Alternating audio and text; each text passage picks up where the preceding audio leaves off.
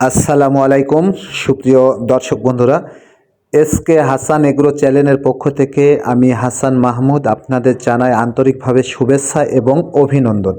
তো দর্শক বন্ধুরা, আপনাদের জন্য আরও একটি নতুন ভিডিও নিয়ে আবারও হাজির হলাম। তো আজকের ভিডিও হবে শীতকালে আমরা কিভাবে ব্রুডিং করব এবং কি ধরনের ঔষধ খাওয়াবো এবং কি পরিচর্যা করব, এই বিষয় নিয়ে আপনাদের সাথে আলোচনা হবে। তো দর্শক বন্ধুরা, আপনারা আমাদের এই ভিডিওটি না টেনে পুরা ভিডিও দেখার চেষ্টা করবেন এবং ভিডিও শেষে আমরা কি ঔষধ খাওয়াবো এই ঔষধগুলার ছবি ভিডিওর মাধ্যমে দেওয়া হবে এবং আপনারা ভিডিও না টেনে পুরা ভিডিওটি দেখার চেষ্টা করবেন অবশ্যই। তো দর্শক বন্ধুরা, আর কথা বাড়াবো না। তো মূল ভিডিওতে যাওয়ার আগে আপনাদের কাছে একটি অনুরোধ, সেটি হচ্ছে যারা আমার এই চ্যানেলটি এখনও সাবস্ক্রাইব করেন নাই তারা অবশ্যই আমার চ্যানেলটি সাবস্ক্রাইব করে রাখবেন এবং আমাদের এসকে হাসান এগ্রো চ্যানেলের পক্ষই থাকবেন এবং আমাদের কমেন্ট করবেন যাতে আমাদের এই ভিডিও বানানোর আগ্রহটা আরও বেড়ে যায়। তো দর্শক বন্ধুরা, যে কথা বলছিলাম যে আমাদের বর্তমানে শীতকালে যেহেতু প্রচণ্ড শীত পড়ছে, এখন পুষ মাঘ মাসে খুবই শীত পড়ে। এই 2 মাস বিশেষ করে মুরগির ব্রুডিংটা খুবই টাইট হওয়ার দরকার। আর এই 2 মাসে যদি মুরগির ব্রুডিংটা ভালো হয় তাহলে আশা করা যায় আপনার মুরগি ভালো হবে। আর যদি ব্রুডিং ভালো না হয় তাহলে আপনার মুরগি কিন্তু ভালো হবে না। আমি কিন্তু এই ভিডিও বাদেও আরও যে সমস্ত ভিডিও আছে সমস্ত ভিডিওতেই কিন্তু আমরা এই কথাটাই বলি যে আপনারা শীতের সময় বিশেষ করে মুরগির ব্রুডিংটা খুবই ভালোভাবে করবেন। গরমের সময় একটু ব্রুডিং যদি নর্মাল হয় তাও সমস্যা নেই। তো এই জন্য তাপমাত্রাটা অবশ্যই যে পরিমাণ দরকার সেই পরিমাণে দিবেন। নিয়ম হচ্ছে একটি বাচ্চা প্রতি 2 ওয়াট করে তাপমাত্রা দেওয়া।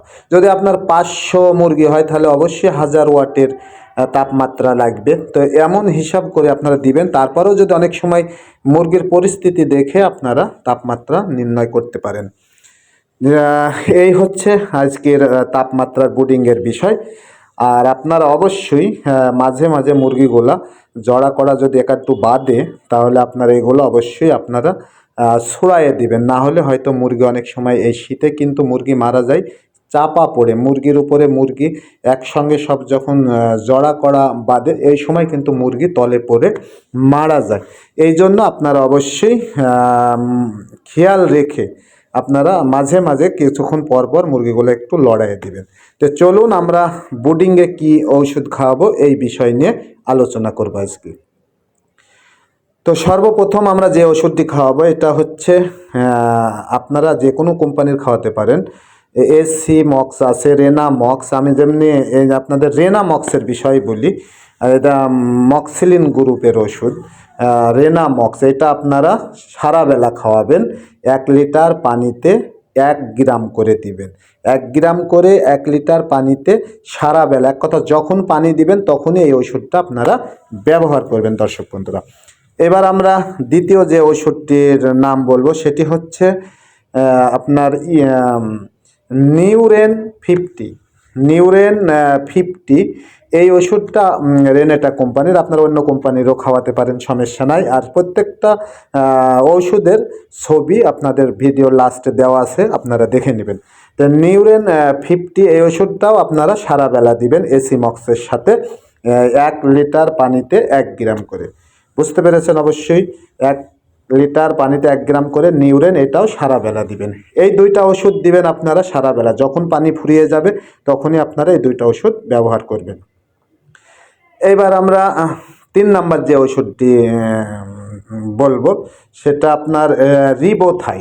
রিবোথাই এই ওষুধটি আপনারা ব্যবহার করবেন হচ্ছে সকালে 1 লিটার পানিতে 1 গ্রাম করে। এটা হচ্ছে প্যারালাইসিসের ওষুধ, যেহেতু মুরগির ব্রুডিংয়ে প্যারালাইসিসের ওষুধটা খাওয়ানো ভালো। তো 1 লিটার পানিতে 1 গ্রাম করে দিবেন। এই ওষুধটা যেন 1 গ্রামের বেশি না হয় এই সিস্টেমে দিবেন। 1 লিটার পানি 1 গ্রাম ওষুধ, এই হিসাব করে আপনার যত লিটার পানি লাগবে সেই পরিমাণ দিবেন। এটা শুধু একবেলা, শুধু সকালে দিবেন।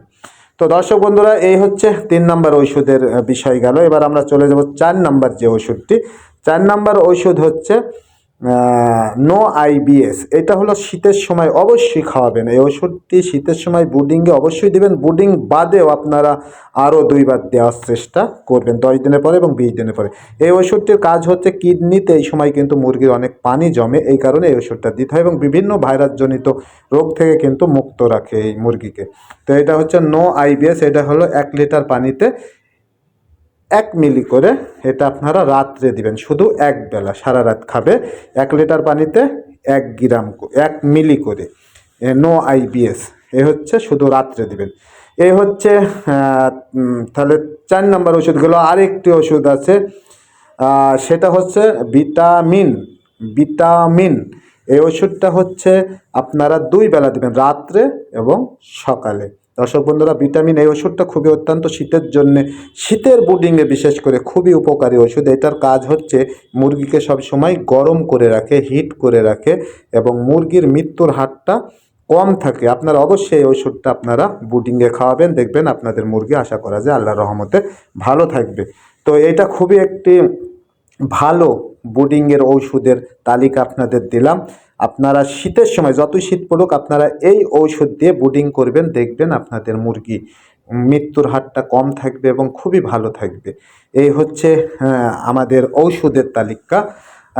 আপনারা অবশ্যই আমি যে নিয়মে বললাম এই নিয়মই এই ওষুধগুলো খাওয়ানোর চেষ্টা করবেন অবশ্যই, তাহলে দেখবেন আপনাদের মুরগি আল্লাহর রহমতে ভালো থাকবে। তাহলে সর্বপ্রথম এসিমক্স সারা বেলা 1 লিটার পানিতে 1 মিলি করে বা 1 গ্রাম করে, এবং নিউরেন 50 এটাও হচ্ছে সারা বেলা 1 লিটার পানিতে 1 গ্রাম করে। তৃতীয় নাম্বার হচ্ছে রিবোথাই, এটা হচ্ছে সকালে 1 লিটার পানিতে 1 গ্রাম করে, শুধু সকালে।